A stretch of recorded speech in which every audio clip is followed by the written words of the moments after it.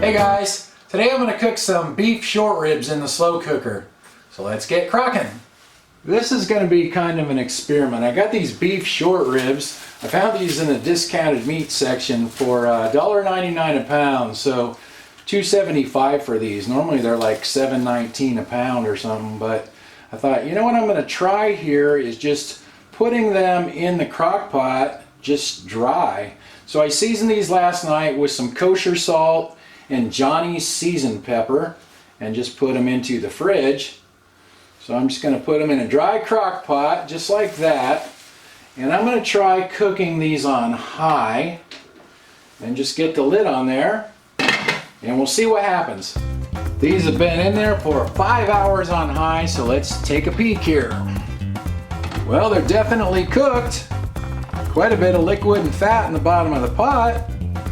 And they look nice and tender, so let's get them out and give them a taste test.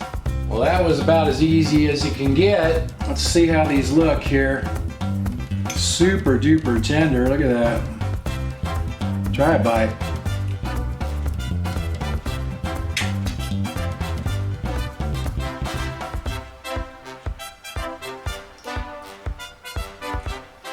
That turned out really good.